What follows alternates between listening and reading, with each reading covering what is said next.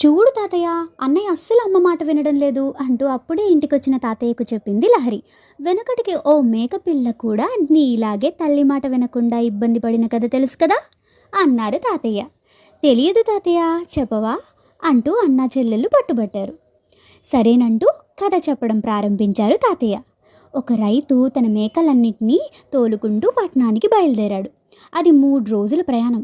అందులో బుజ్జి మేక ఆడుకుంటూ తల్లి మేక ఉన్న ఆ మంద నుంచి తప్పిపోయింది. ఎలాగైనా తల్లిని చేరుకోవాలని అదే మార్గంలో వెళ్ళసాగింది. ముందు రోజే దారిలో దిబ్బల మీద పడుకోకు, మనుషులు విశ్రాంతి తీసుకున్న చోట ఉండకు, మందకు ముందు వెనక పక్కలా కాకుండా మధ్యలోనే నడువు అంటూ తల్లి చెప్పిన జాగ్రత్తలు దానికి గుర్తొచ్చాయి. మధ్యలో కాసేపు విశ్రాంతి తీసుకుందామనుకుంది. దగ్గరలో దానికో దిబ్బ కనిపించింది.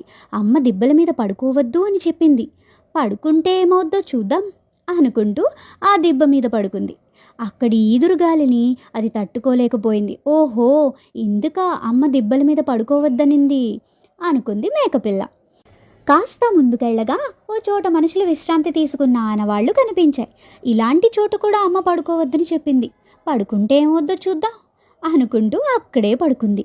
అప్పటికే చీకటి పడడంతో మనుషులు పారేసిన ఆహారం కోసం అడవి జంతువులు అటుగా రాసాగాయి. వాటి భయానికి హడలెత్తిపోయిందది. ఇందుక అమ్మ ఇటువంటి ప్రదేశాల్లో పడుకోవద్దనింది అనుకుంటూ పరుగు తీసింది. మరుసటి రోజుకి మందను చేరుకుంది. మంద మధ్యలోనే నడవమని అమ్మ చెప్పిన మాటలు గుర్తొచ్చినా ముందు నడిస్తే ఏమవుద్దో చూద్దామని ముందుకెళ్ళింది. పిల్లమేక తమకు అడ్డు తగులుతుండడంతో వెనక్కి తొక్కేశాయి. వెనక్కి వెళ్తే తోలుకెళ్లే వాళ్ళు అదిలించేందుకు కర్రతో వేసే దెబ్బల తాకిడికి ఒళ్ళు హూనం కాసాగింది. వెనక కష్టమేననుకుంటా, పక్కకు వెళ్ళి చూద్దాం. అయితే మంద నడుస్తుండగా లేచే దుమ్మంతా ముక్కులోకి నోట్లోకి పోతూ ఊపిరి తీసుకోలేకపోయింది పాపం చిట్టి తల్లి. ఇక లాభం లేదనుకుని మంద మధ్యలో ఉన్న తన తల్లి పక్కకు వెళ్ళి హాయిగా నడవసాగింది బుజ్జిమేక. ఇప్పుడు అర్థమైందా తల్లి మాట ఎందుకు వినాలో అని తాతయ్య అనడంతో, అర్థమైంది తాతయ్య, ఇక నుంచి అమ్మ మాట వింటాం అన్నారా అన్నా చెల్లెళ్ళు. చూడు తాతయ్య, అన్నయ్య అస్సలు అమ్మ మాట వినడం లేదు అంటూ అప్పుడే ఇంటికొచ్చిన తాతయ్యకు చెప్పింది లహరి. వెనకటికి ఓ మేకపిల్ల కూడా నీలాగే తల్లి మాట వినకుండా ఇబ్బంది పడిన కథ తెలుసు కదా అన్నారు తాతయ్య. తెలియదు తాతయ్య, చెప్పవా అంటూ అన్నా చెల్లెళ్ళు పట్టుబట్టారు. సరేనంటూ కథ చెప్పడం ప్రారంభించారు తాతయ్య. ఒక రైతు తన మేకలన్నింటినీ తోలుకుంటూ పట్టణానికి బయలుదేరాడు. అది 3 రోజుల ప్రయాణం. అందులో బుజ్జి మేక ఆడుకుంటూ తల్లి మేక ఉన్న ఆ మంద నుంచి తప్పిపోయింది. ఎలాగైనా తల్లిని చేరుకోవాలని అదే మార్గంలో వెళ్ళసాగింది. ముందు రోజే దారిలో దిబ్బల మీద పడుకోకు, మనుషులు విశ్రాంతి తీసుకున్న చోట ఉండకు, మందకు ముందు వెనక పక్కలా కాకుండా మధ్యలోనే నడువు అంటూ తల్లి చెప్పిన జాగ్రత్తలు దానికి గుర్తొచ్చాయి. మధ్యలో కాసేపు విశ్రాంతి తీసుకుందామనుకుంది. దగ్గరలో దానికో దిబ్బ కనిపించింది. అమ్మ దిబ్బల మీద పడుకోవద్దు అని చెప్పింది. పడుకుంటే ఏమవుద్దో చూద్దాం అనుకుంటూ ఆ దిబ్బ మీద పడుకుంది.